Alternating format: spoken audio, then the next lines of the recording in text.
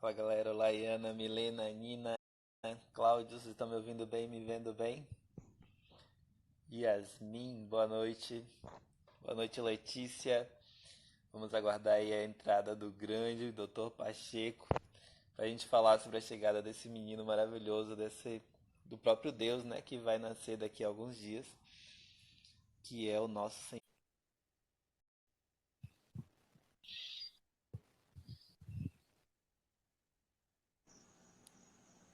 Então, Pacheco chegou, vocês Ei, estão ouvindo Melk. bem, vendo bem? Boa Boa noite, noite, Melk. Boa Pacheco. noite, pessoal. Tudo bem? Tudo bem?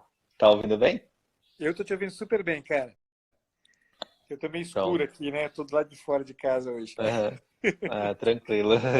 Às vezes a gente tem que fugir dos moleques pra conseguir fazer uma live, né? Na verdade, eles estão dormindo, mas é porque tá muito quente aqui, cara.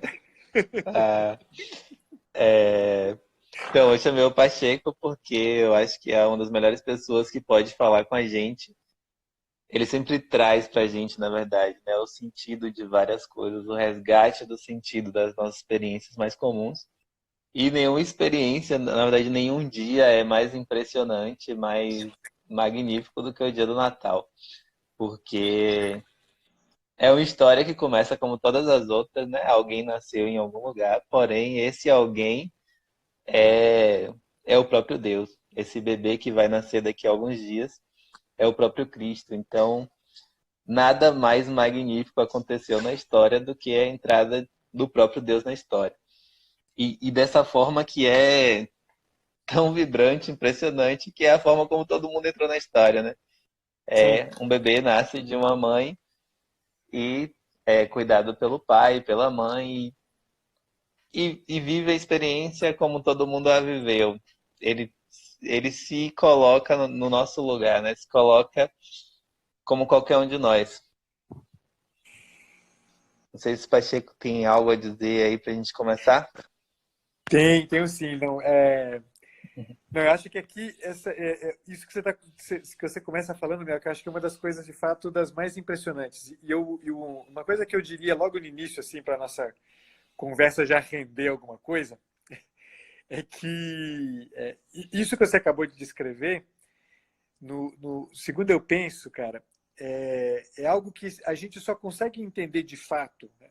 A ideia de que Deus possa ter se feito presente na história humana, começando por uma coisa como esta, né? Dele entrar na história humana como uma criança, é algo que a gente só consegue entender se a gente consegue fazer um esforço mínimo de se identificar com essa experiência. A experiência de estar diante de uma criança, a experiência de estar diante de uma coisa, de um acontecimento como esse. Né?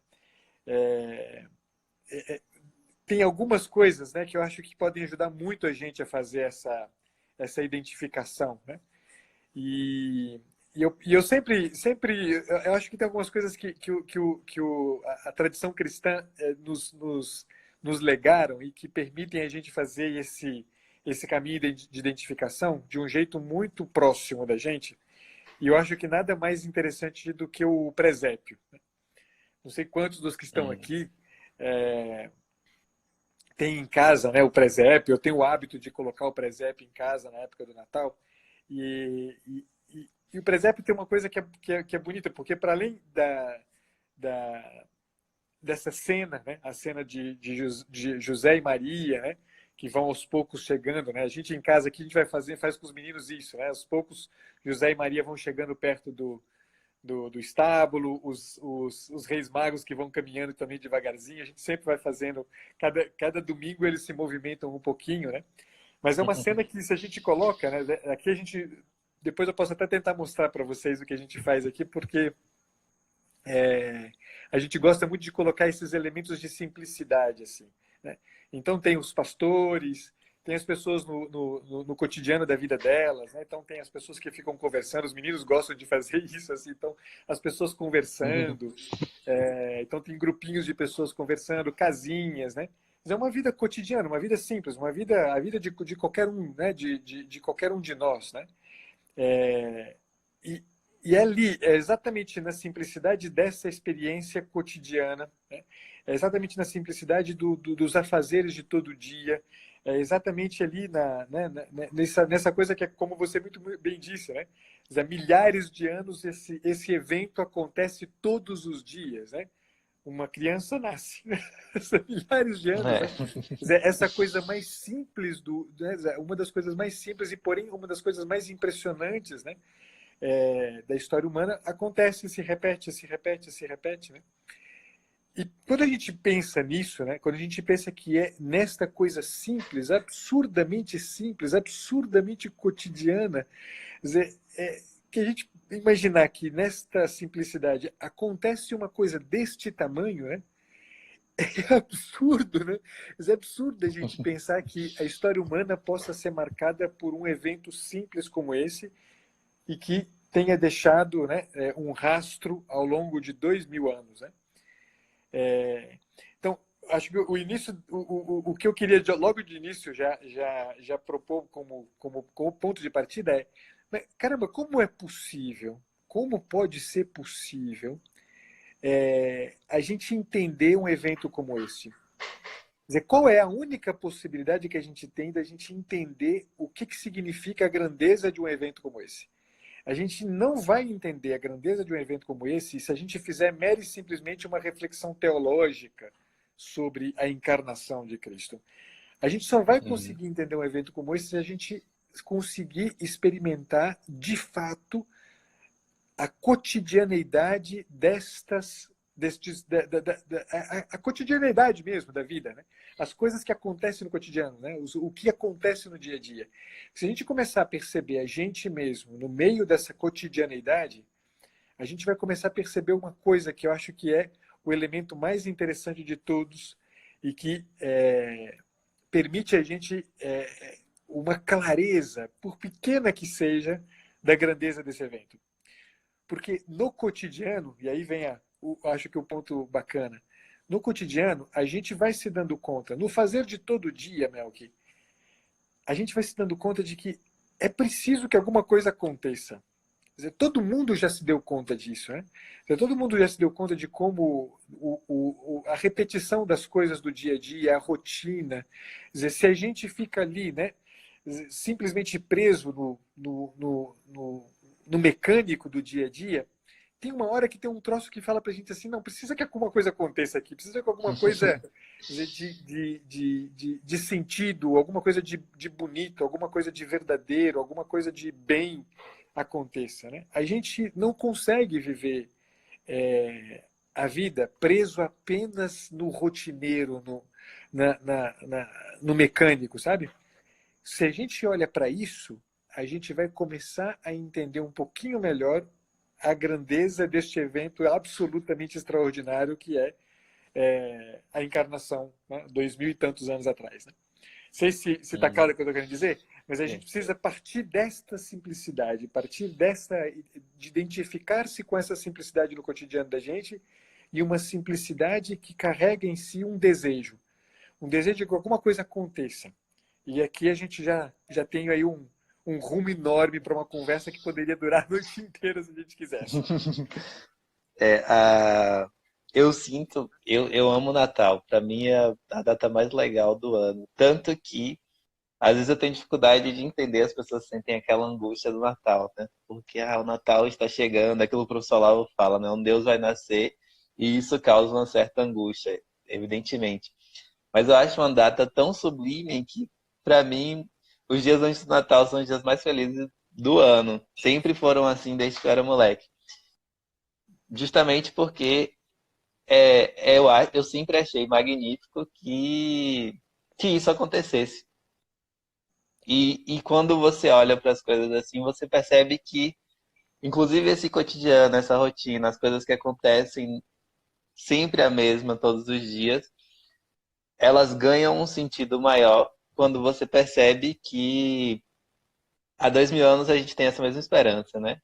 A gente tem essa expectativa de que Deus nasce, de que Deus reapareça dentro da história, reapareça na vida. E quando a gente fala assim, como o Pacheco falou, Parece uma coisa teologal, uma coisa que está nas alturas, uma coisa que está distante. Mas essa expectativa e esse preenchimento que o Natal dá, porque de fato dá, mesmo que você viva o Natal de uma forma meio angustiante, em algum momento eu acho que todo mundo percebe que, né, nesse dia algo de incrível aconteceu. Quando você percebe isso, você percebe que tudo tem um sentido, tudo tem um sentido maior, né? Tudo tem um sentido mais incrível, porque não é. Eu vou dar um exemplo aqui meio bobo, mas não é bobo. Eu vi os dois nascimentos dos meus dois filhos, né? Do Benjamin e da Aurora. E é uma coisa impressionante. Eu lembro quando o Benjamin nasceu, quando eu vi aquela criança que estava dentro da barriga da mãe, de repente não estava mais lá, estava ali chorando, precisando de ajuda, de apoio, de conforto. Tudo muda, tudo muda mesmo. E é claro que eu já tinha aquela expectativa, né? Desde o momento que a gente descobriu que ele estava ali, a gente tinha a expectativa de que ele viesse para fora. E eu sinto a mesma coisa no Natal. É como se essa coisa que a gente carrega, né? E que a gente tem ali dentro, que a gente sente sempre como expectativa, expectativa, expectativa, está para acontecer. Só que é claro que ela não acontece só porque ela acontece. Ela acontece se você presta atenção às coisas, aquilo que eu estava falando no começo, se você presta atenção às coisas do cotidiano. Eu lembro que o Benjamin ficou impressionado uma vez que ele ouviu a história do Natal, porque eles não conseguiram um hotel para ficar, né? Como assim eles não conseguiram um hotel para ficar? Todo mundo viaja e consegue um hotel para ficar. Mas já aconteceu com a gente de viajar e a gente não conseguir, né? Chegar num lugar e não conseguir. Aí ele percebe, realmente essas coisas acontecem, realmente essas coisas estão dentro do cotidiano. E aconteceu com eles também. Aconteceu com as pessoas que são mais importantes da história. Exato. E sabe que é uma coisa que é bacana? Que isso que você está dizendo agora me faz pensar numa outra coisa também. Porque é engraçado, porque se a gente pensa, né, essa pergunta que o Ben faz, né, como é possível, né, que alguém não encontre um hotel para ficar, né? E a gente pode ampliar essa pergunta, né, porque a pergunta do Ben é a pergunta de uma criança sobre um evento, sobre um detalhe da história, né? Mas a gente pode, no cotidiano mesmo, né, da vida simples, né, do fazer das coisas, se a gente começa a prestar atenção na gente, começam a surgir algumas perguntas também na gente, né? Quer dizer, a gente termina um dia, né? Um dia inteiro tendo feito 1 milhão de coisas, a gente fala, pô, como é possível que hoje nada tenha acontecido, né? Como é possível que hoje nada tenha marcado a minha pessoa de um jeito que eu pare diante disso e diga, puxa, mas espera lá, né? De que é feita a minha vida? A gente, Melk, é muito impressionante porque isso que você descreveu agora é uma coisa que, em alguma medida, se a gente é simples, a gente começa a fazer isso muito recorrentemente, né? É engraçado como a gente perdeu a capacidade de estar nas situações, estar nas circunstâncias e se perguntar sobre as circunstâncias absolutamente banais, né? É a banalidade da vida e acontecem coisas na banalidade da vida que se a gente para diante delas, a gente tem que se perguntar, puxa, o que está acontecendo aqui? O que é isso que está acontecendo aqui? O Natal é alguma coisa que se a gente olha com essa perspectiva de identificar-se com a cena, identificar-se com o cotidiano que está acontecendo ali, identificar-se com esses elementos de simplicidade que estão ali, nos faz lembrar que a vida precisa exatamente deste movimento. Esse movimento que o Ben fez, né? Afinal de contas, como é possível que algo assim aconteça? Só que a gente termina o dia a dia da gente, a gente vive o dia a dia da gente, e em momento nenhum a gente para diante dos eventos e se pergunta, putz, o que está acontecendo aqui? Qual que é o sentido deste instante? Qual que é o sentido deste encontro? Né? A gente está aqui conversando agora, né? Às 9h15 da noite de um domingo, né? Qual que é o sentido dessa nossa conversa, né? É só uma conversa entre amigos sobre banalidades? O que é que está acontecendo aqui, né? não estão falando sobre Natal e por isso tem, né, é só porque nós estamos falando sobre Natal, né, então de repente tudo ganha uma aura de santidade. Não, é porque a vida, ela precisa deste, quer dizer, a gente na vida precisa dessa experiência de estar nas circunstâncias com uma pergunta sobre o sentido da circunstância. Quer dizer, onde que está a beleza deste encontro aqui entre mim e você? Onde que está a beleza do cotidiano? Onde é que está a beleza dessa coisa do fazer todo dia? Quando a gente começa a viver isso aqui, a gente vai, inevitavelmente, se colocar na vida com outro tipo de postura. Que é uma coisa que, recentemente, eu tentei fazer uma live sobre o Cesare Pavese, que não deu muito certo, porque no fim das contas caiu a live no meio do caminho, e justamente caiu na pior parte da live, porque o Pavese é um tipo difícil, duro, né? E aí na parte melhor da live a coisa acabou, né? E a parte melhor era justamente uma coisa que o Pavese fala, que depois eu tentei recuperar em outras lives, né?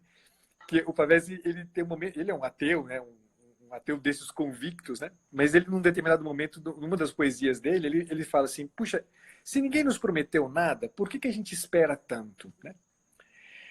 É um pouco isso que a gente precisa começar a prestar atenção, né? Ninguém nos prometeu encontrar o bem, né?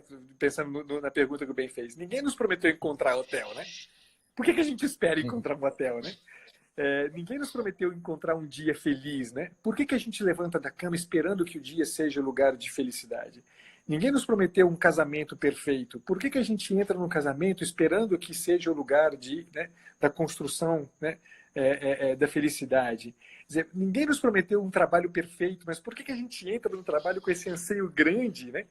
Quer dizer, de construir alguma coisa que seja positivo, né? De fazer sentido na história. Quer dizer, essa coisa é muito interessante, porque isso revela para a gente, né, o quanto a gente foi feito dessa espera. A gente vê isso no bem, a gente vê isso nas crianças com uma clareza maior, porque muito certamente elas não estão carregadas de todo o peso, né, do tédio que a gente acaba carregando, né, do qual a gente acaba carregando as coisas. Né? A espera é algo que marca a gente. Né? As crianças, elas ficam encantadas com o Natal aqui, todo domingo do Advento, né? Para elas, assim, a expectativa de mexer os bonequinhos, né? Porque estão doidos para poder chegar, José e Maria chegar lá no estábulo para o menino Jesus nascer, né? Quer dizer, é uma coisa essa coisa da espera, né? De escrever cartinha para o Papai Noel, de esperar o que o Papai Noel vai fazer. Quer dizer, isso aqui, né? Cada um de nós, se a gente se identifica com as figuras mais simples do presépio, a gente se dá conta de como é uma marca nossa, Belk. A gente vive essa espera, né? Os pastores que estão lá, né, durante a noite, no frio da noite, de Belém, esperando o dia nascer, né? Os magos, né, que saem de longe, né? Esperando alguma coisa de muito grande que vai acontecer. Nossa Senhora, né, que durante 9 meses fica esperando a realização de um troço que ela não tem ideia do que vai ser, né? São José que entra nessa história, né? Que fala assim, porra, que é isso? Que é isso que está me sendo pedido, né? Ser o pai de Deus, né? Como é possível essa espera? Cada um de nós, se a gente se identifica, se a gente procura se identificar com os personagens mais simples da vida, né? A gente vê como é verdade que a gente carrega isso aqui. Quer dizer, a gente vai ficando a gente se entedia com a vida, a gente vai encontrando respostas nos nossos fazeres. Eu vou fazer coisa, nos nossos ter, né? A gente fica buscando ter coisas, quando, né, o que efetivamente move a gente é uma espera uma espera que parece só encontrar a realização num troço grande, como o próprio Deus, né? Não parece ter algo que seja suficiente, né? Mais suficiente, né? Tem 3 coisas aí que você está falando. Eu lembrei de um exercício, tem uns 2 anos, eu acho, a gente leu com alguns alunos o Madame Bovary. E aí, quando a gente terminou a leitura, eu fiz com eles o exercício de comparar a experiência da Madame Bovary, que para quem não leu, é uma mulher que está completamente fora da realidade. Ela se acha gostosa, que merece ser amada por todo mundo, que não cumpre com seus afazeres, não quer cuidar da filha, não está nem aí pro marido. fica lendo um monte de besteira e no fim o que ela quer é viver um amor romântico, é o que ela não merece, digamos assim. Eu falei, ó, compara aqui a experiência da Madame Bovary com a Sagrada Família. Compara a participação dela na realidade com a participação da Sagrada Família. Né? Tem uma solenidade na participação da Sagrada Família que a gente não encontra nela, que a gente não encontra na gente também. Mas Exato. tem momentos que a coisa brilha, que a coisa fulgura. Tem dois momentos na história da Madame Bovary. Um deles é quando ela está na igreja, e ela vai encontrar o amante, e o guarda fica tentando mostrar para eles, olha ali a imagem da Sagrada Família, que bonita, aquele afresco ali foi pintado por fulano, é super antiga, muito bonito, mas eles não querem prestar atenção naquilo. Então, eles estão perdendo a chance de reconhecer esse apelo, reconhecer esse chamado, porque eles estão só ali dentro deles mesmos. Exato. E aí eu fiz esse chamado para eles, eu falei, compara tudo isso com a forma como a Sagrada Família participava da realidade. E uma outra coisa, vou fazer o papel do mal aqui também, é que embora tenha tudo isso que o Pacheco esteja falando no presépio, também tem um rei que vai matar os inocentes. Também tem uma família que daqui a pouco vai precisar fugir por causa disso tudo. Também tem forças demoníacas que não querem que aquilo aconteça. Então tem muita coisa acontecendo na realidade que pode puxar a gente para baixo mesmo, né? Falar, se tem um rei que vai matar os inocentes, eu não preciso prestar atenção aqui nesse fato. Se tem um rei que quer destruir tudo e que de fato vai matar centenas de inocentes, são os primeiros santos da nossa igreja, da nossa religião. Se isso vai acontecer, eu posso não prestar atenção a esse fato. Mas independente disso tudo, o fato acontece. Né? Independente disso tudo, o presépio está ali.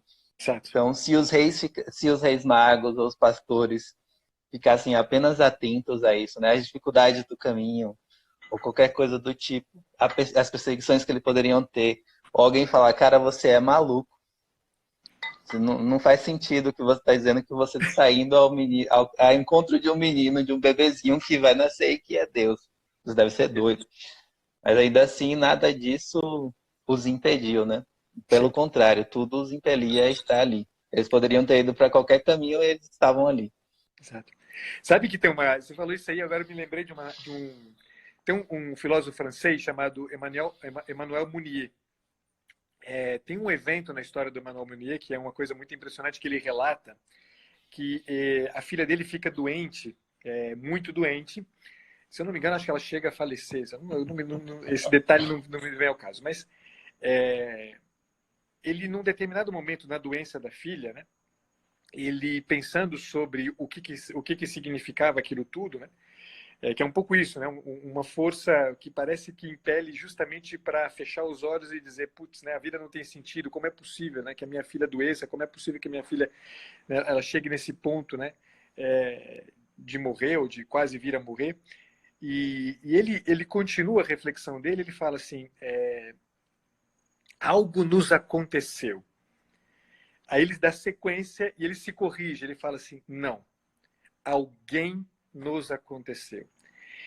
Essa coisa é muito impressionante porque ele vai se dando conta que no meio daquela circunstância para a qual tudo que eu poderia fazer como juízo humano, como capacidade humana de juízo, tudo que eu poderia fazer é dizer, putz, o bem não existe, né? O belo não pode existir diante de uma coisa como essa, né? Mas ele fala, não, mas eu estava ali sedento de que aquela circunstância difícil, dura, pudesse revelar alguma coisa de grande.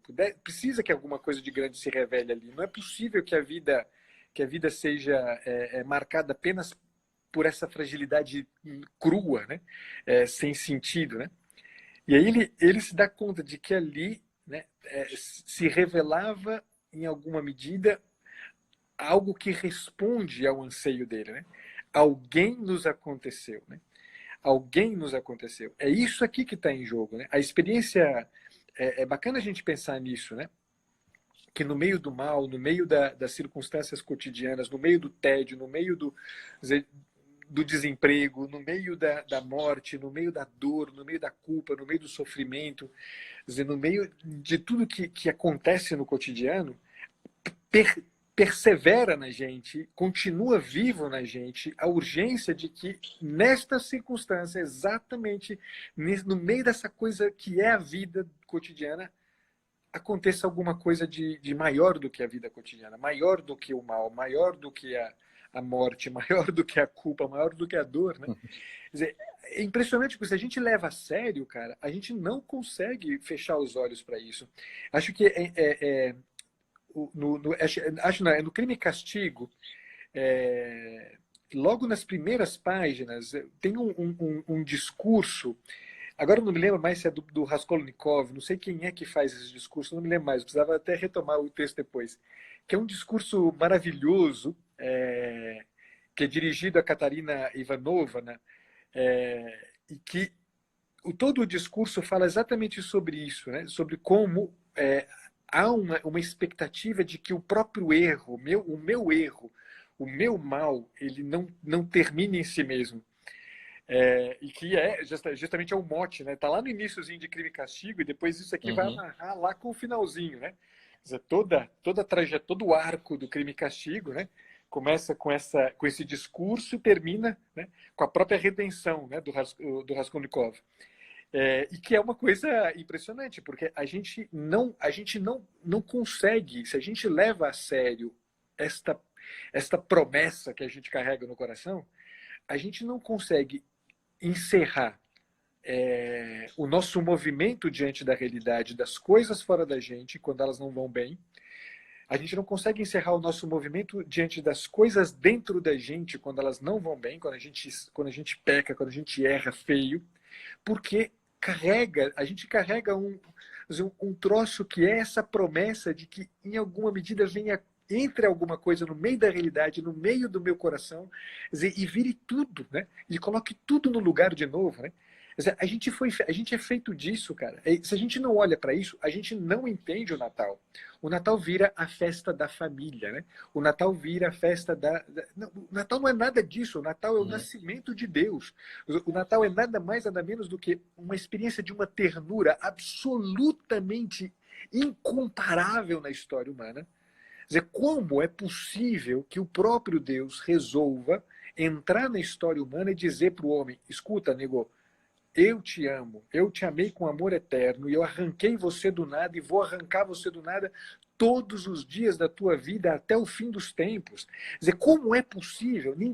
As pessoas não se dão conta do tamanho da ternura que tem um Deus que entra na história. Quer dizer, é uma dessas cenas que a gente precisa cotidianamente se lembrar delas. Quer dizer, o mal não é a palavra final. O mal que acontece fora de mim, o mal que eu carrego dentro do meu coração, não é a palavra final. O meu erro, a minha doença, não é a palavra final. Quer dizer, tem alguém de uma ternura insondável, absurdamente sem proporções, que agarra a gente, né? Que abraça a gente, que fala: escuta, tá aqui. Né? E pensa que é pequeno como uma criança, né? É pequeno como uma criança, né? O... Tem algo que é impressionante, que é justamente isso, né? Eu acho que nada deve. Imagina que você é Deus. Você tá lá, eu tenho um amigo que sempre fala isso, né? Se eu fosse Deus, vocês estavam ferrados. Porque a gente, é muito difícil você se desvencilhar desse mal,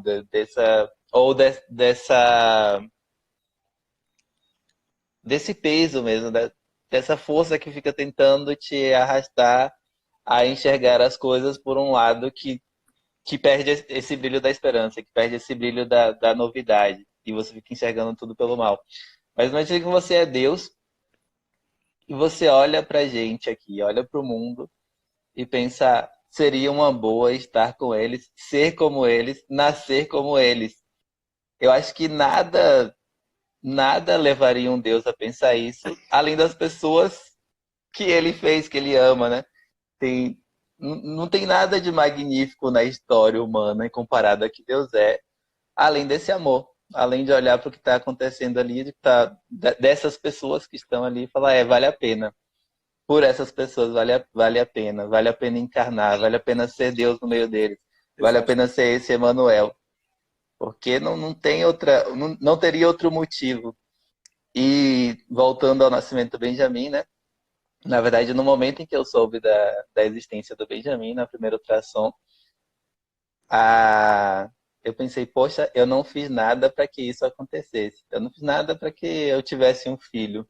Eu sei que eu fiz alguma coisa, mas ainda assim eu faço essas coisas às vezes e nem sempre nasce um filho. Exato. E então eu fiquei pensando, nada, eu não mereço ter um filho. Eu não criei esta pessoa. Então, o Natal também é um retorno a essa experiência. Se você voltar ao seu Natal, ao seu nascimento, não existe nada Exato. que justifique a sua existência no mundo. Só o fato de que Deus quis. De que essa pessoa que nasceu há 2000 anos atrás quis que você existisse. Perfeito. Exatamente assim. Sabe que você estava falando do bem, do nascimento do bem, e quando o Francisco, meu primeiro, nasceu, foi tudo muito rápido, assim, porque a gente foi para o hospital, a minha esposa já estava com praticamente 8 centímetros de dilatação, né? Ou seja, já estava para ter já estava para nascer o menino já, né? E tanto que, na verdade, o Francisco nasceu na sala de pré-parto. Na sala que, na verdade, era só Nossa. ali para, né, só de espera para ir poder para a sala de parto efetivamente. Né? Porque quando ela entrou na sala de pré-parto, assim, nasceu menina. Na época, assim, eu lembro que a gente. Quando eu entrei, né, quando me chamaram para a sala de pré-parto, eu inclusive estava com a roupa que eu estava no corpo, assim, né? Normalmente tinha todo um preparo, tinha que usar uma roupa especial e tal. Eu estava com a roupa no corpo com o celular na mão ainda. Imagina, tudo errado, né? Não deveria estar numa sala de parto, asepsia, toda aquela história. Não tinha nada de asepsia, nada de preparo. Estava com a roupa do corpo. E foi uma das experiências, foi exatamente essa coisa de uma surpresa absurda com aquilo que estava nascendo, né? Aquilo que estava acontecendo. A primeira coisa que eu fiz logo que o Francisco nasceu, era SMS ainda, naquela época não existia WhatsApp, nem nada do gênero. Eu mandei um SMS para todo mundo, né? Com aquela frase do Grande Sertão Veredas, quando nasce o Reobaldo, que o Guimarães Rosa, né, escreve, né? E foi menino nascendo. Aí ele dizia, né? O menino nasceu, o mundo voltou a vida voltou a começar, né? Acho que essa frase é essa aqui. Né? Então eu escrevi para todo mundo assim: o Francisco nasceu, a vida voltou a começar. Quer dizer, essa experiência, né? De você estar diante de uma coisa que você não tem o controle, dizer, dessa coisa que não depende em absoluto de você, essa experiência de você estar diante da realidade, uma realidade em que, se você encara os elementos todos, você se dá conta de que, somando os elementos, o produto final é muito, muito maior do que a soma de todos os elementos. Eu tive uma transa com a minha esposa, aconteceram 9 meses, a gente fez um monte de ultrassom, e de repente nasce esse negócio aqui. Se você soma esses fatores, Não dá. não Não bate. bate. Tem um troço a mais ali, né? Tem um troço a mais, né? É disso aqui que a gente fala, né? Que, na verdade, essa frase do Guimarães Rosa é uma frase do Agostinho, né? É a ideia de que, diante disso, diante do se dar conta de que as coisas, elas não se resumem ao que eu estou vendo, elas vão para além do que eu estou vendo, é aqui onde está enraizada a esperança da gente. Quer dizer, se a gente não vive um momento como esse do ano, com essa, né, enraizado nessa certeza, a gente não vai entender jamais o que é o Natal. Se a gente não vive essa experiência enraizado na certeza de que é possível que o mal seja vencido, é possível que o limite da vida humana não seja a palavra final, e é possível isso porque, efetivamente, a gente está lançado na vida graças a uma ternura absurdamente insondável, a gente não vai entender isso aqui. né, a gente vai continuar acreditando que é tudo mera e simplesmente uma somatória de fatores, né? Somo isso com isso, vai dar aquilo, tá tudo resolvido, né? E aí a gente começa a brincar de Deus, né? E aí isso é que essa coisa absurda, né? Que a gente mais vê por aí afora, né? As pessoas brincando de Deus, né? Brincando de controlar todas as coisas, né? Brincando de construir os filhos segundo, né? Aquilo que na verdade espera ter. Porque eu tenho dinheiro, por que eu não posso, né? Fazer o filho do jeitinho que eu quero, né? Vai lá e faz. A gente vai fazendo isso, né? Só multiplica esse controle, né? Que enfim, isto é o mal, né? Não é outra coisa que é o mal, né? Tem uma outra frase do Guimarães Rosa que é: se Deus não existe, a vida é burra.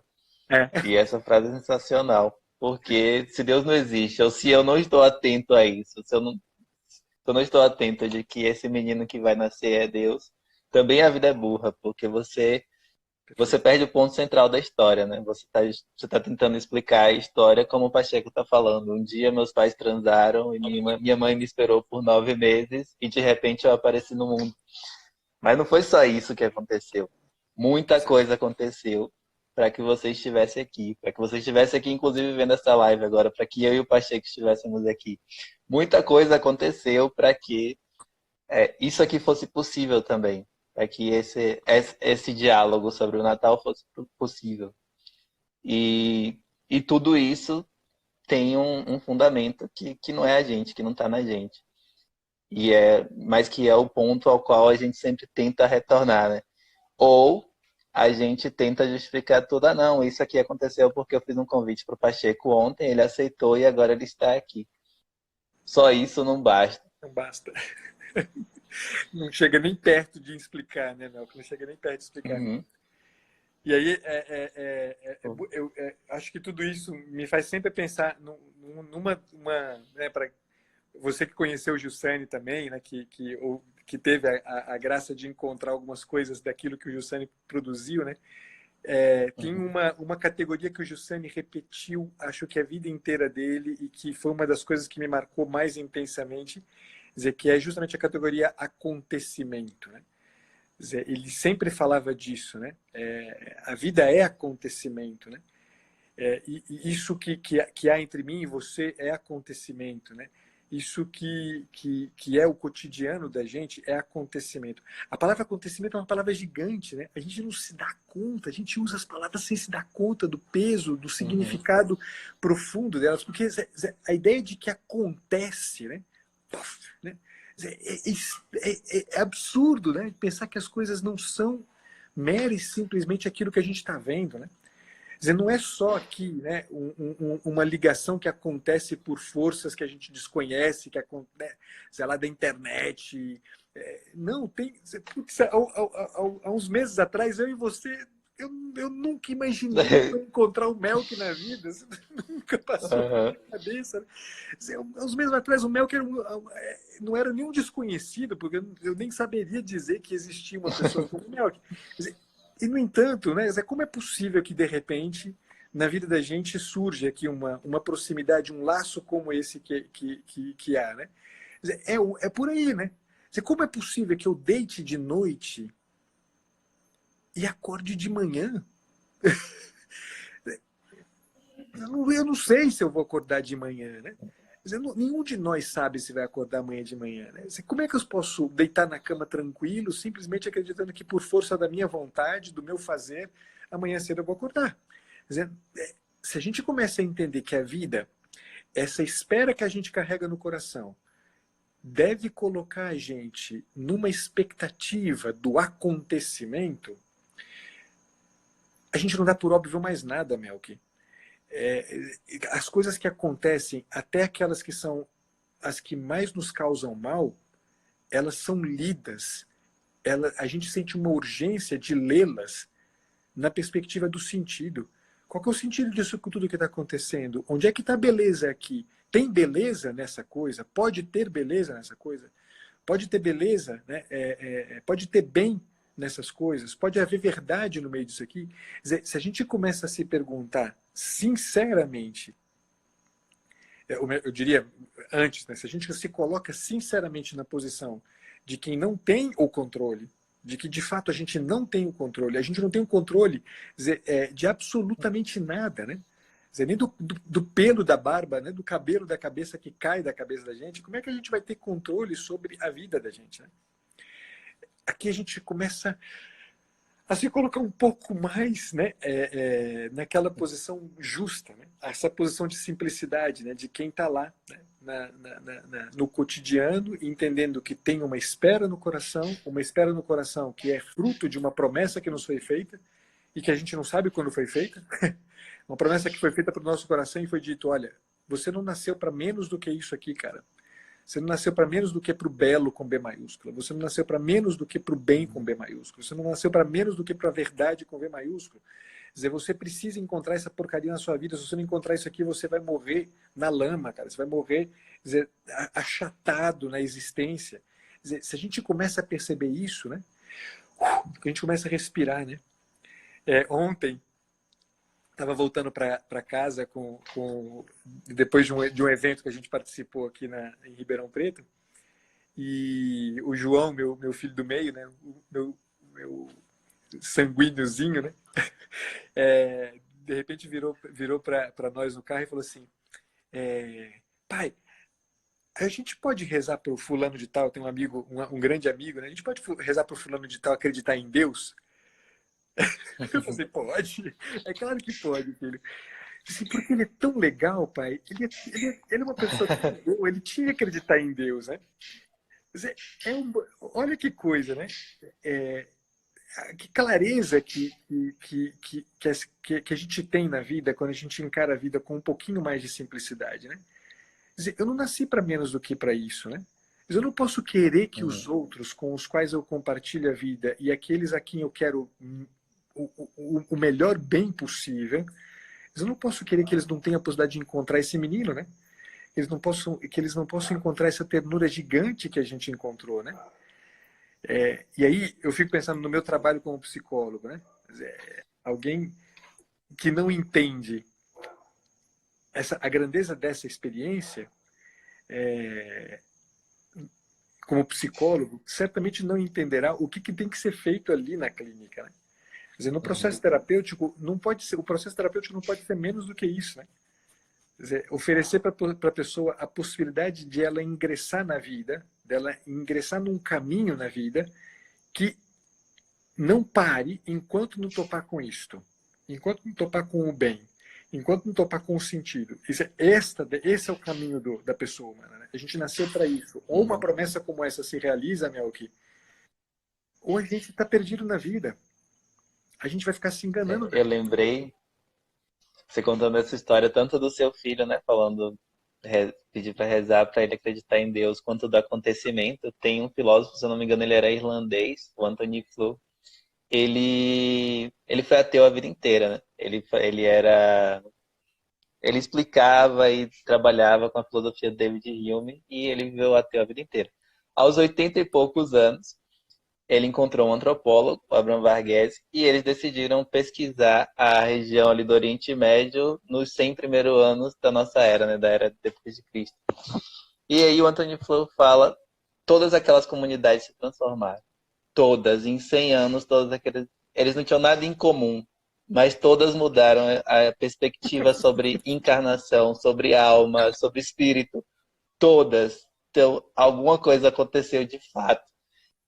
E com 88 anos, o Anthony Flew falou, eu não posso negar mais isso. Eu não posso mais continuar ateu, porque de fato isso aqui aconteceu. Ou não é possível que centenas de milhares de pessoas mudem a cabeça e fujam um pouco daquilo que sempre foi a cultura delas, se nada tiver acontecido.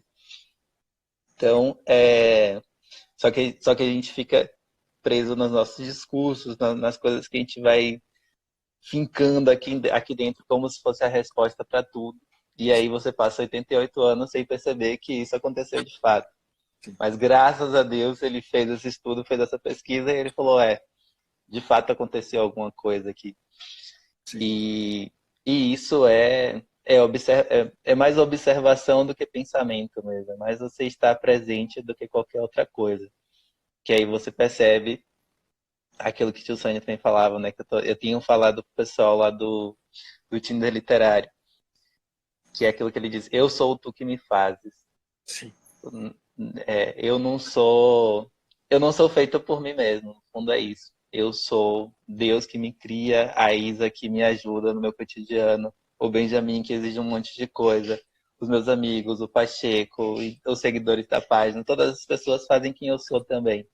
Então, se eu não fico atento também a esse acontecimento que são essas pessoas, eu bugo. Eu lembro que um dos primeiros contatos que eu tive com o Gilsani foi quando teve um terremoto no Abruzzo e uma pessoa escreveu uma carta, né, uma pessoa do Movimento Comum e Libertação, e ela falou assim, ó, embora tudo tenha sido destruído, eu e meus amigos nos reunimos para tomar cerveja e alguém acontece. No meio de tudo isso, a gente perdeu tudo, mas a gente está aqui junto, toma uma cerveja e de repente alguém acontece. Alguém acontece. Aquilo ali mudou a minha vida. Perfeito, alguém acontece. Tem o São Bernardo, que ele diz um de anima dissimilis Deo, um de dissimilis et sibi. Quando naquele ponto onde a alma se torna dissímile, né? se torna dessemelhante, né, de Deus, ela fica diferente de Deus, ali ela se torna diferente de si mesma. Essa coisa que você acabou de dizer, né? Eu sou tu que me fazes, é exatamente isso, né? Quer dizer, a minha alma, toda vez que toda vez que a minha alma se afasta disso, né, que eu sou tu que me fazes, cada vez que eu, portanto, acredito que eu sou nada mais, nada menos do que o resultado dos meus fazeres, nada mais, nada menos do que o resultado daquilo que eu tenho, nada mais, nada menos do que o resultado da minha força, das minhas... Cada vez que eu penso numa coisa como essa, a minha alma acaba se tornando diferente de si mesma. Ou seja, ela deixa de ser uma alma, né? Ela deixa de ser uma alma de uma pessoa. Ela deixa de ser a alma do Melk, deixa de ser a alma do Pacheco. Ela passa a ser um troço que não é mais uma alma de uma pessoa humana, né? Quer dizer, entender que eu sou tu que me fazes, quer dizer, não é uma coisa mera e simplesmente conceitual, bacaninha, bonitinha, né? Quer dizer, que a gente olha com um coraçãozinho nos olhos, né? É entender aquilo que de fato é a marca da minha pessoa. É entender que é aquilo que eu estava falando desde o princípio, eu estou insistindo, né? Quer dizer, que eu sou feito da promessa de que minha vida tenha sentido. Essa promessa de que a minha vida tenha sentido, ela nada mais é do que o fato de que eu não me faço por mim mesmo. Quer dizer, aquilo que eu carrego dentro de mim tem uma semelhança com algo que é muito maior, né? É muito maior, é muito maior. Quer dizer, alguém que me amou com amor eterno, né? E que me arrancou do nada, né? Tendo piedade do meu nada, me arrancou do nada e me lançou na vida, né? Me lançou na vida no meio dessas coisas todas, da decrepitude da vida, me lançou no meio da doença, me lançou no meio da morte, me lançou no meio do mal, do terremoto, me lançou no meio dessas... Né? Me lançou no meio disso, mas por que raios, né? Uhum. Uma brincadeira de mau gosto, só pode ser, né? Alguém poderia pensar, não é uma brincadeira de mau gosto, né? É exatamente a possibilidade, é exatamente porque esse cara teve piedade da gente e ele tudo que ele quer e espera é que a gente se esforce ao máximo possível para se colocar na vida com esse olhar sedento de acontecimento, né? A gente começar a viver a vida assim, Melk, viver com a simplicidade dos pastores, viver com a simplicidade da Virgem Maria, viver com a simplicidade dos reis magos, que eram reis, mas tinha uma simplicidade gigante, porque imagina que esses caras eram reis, sábios, estavam lá na deles, no Oriente, vivendo lá no seu zoroastrismo, lá, metido com aquelas coisas. Por que raios esses caras resolvem empreender a aventura que empreenderam para poder encontrar um menino numa manjedoura? Ou isso aqui é um sinal gigante de uma simplicidade, a simplicidade de quem abre mão de todos os teus pertences, de todos os teus fazeres, a simplicidade de quem abre mão de toda a sua sabedoria, para poder se ajoelhar diante de uma criança. Se ajoelhar diante de uma criança que diz para a gente, há esperança, há esperança. Anima dissimilis Deo, dissimilis et sibi. Quer dizer, quando a alma fica diferente de Deus, ela vai ficar diferente de si mesma. Esses caras, eles entenderam que era preciso ser exatamente semelhante a Deus para poder dar conta de ser semelhante a si mesmo. Ou seja, eles se debruçaram diante de uma criança. se debruçaram diante da simplicidade, se debruçaram diante da promessa, se debruçaram diante da espera que o coração deles é feito. A gente precisa entender isso aqui, senão a gente não vai entender o sentido do Natal, né? Senão a gente não vai entender sequer o sentido da nossa vida mesmo, né? E do sofrimento que a gente tem na vida, da dor de cabeça que é o bem, da dor de cabeça que é ter que se mudar e não ter uma casa para morar, da dor de cabeça que é ter que fazer todas as coisas que a gente está fazendo. É assim, né? É assim que a coisa acontece, né? É impressionante que é justamente no momento em que as grandes explicações parecem surgir, né? Dá conta de tudo. Surge o evolucionismo, o mecanicismo, surge o socialismo que quer dar resposta para a história inteira. Surge também as grandes catástrofes, né? A Primeira e a Segunda Guerra, aparece alguém que tem que lembrar para todo mundo, ó, a vida tem sentido. Alguém que se ferrou bastante, inclusive, nisso tudo, que é o Viktor Frankl, né? Para lembrar algo que deveria ser óbvio. A vida tem sentido, mesmo eu estando ali na pior tormenta que alguém poderia viver no século XX, Sim. que era estar dentro de um campo de concentração nazista, a vida tem sentido. Sim. E ele fala isso também com a simplicidade, né? Se você vê os vídeos do Viktor Frankl, você percebe que ali é tudo muito simples, é tudo muito. Ele se entrega mesmo aquilo. E é maravilhoso. Ó, e não importa tanto que você tenha mil explicações para tudo, não importa tanto que você ache que tudo que existe uma resposta para tudo. Importa mais é que você se abra a esse sentido, porque ele também fala isso, né? O sentido não é algo que você faz, o sentido é algo que é dado pelos acontecimentos. Exatamente, exatamente, exatamente.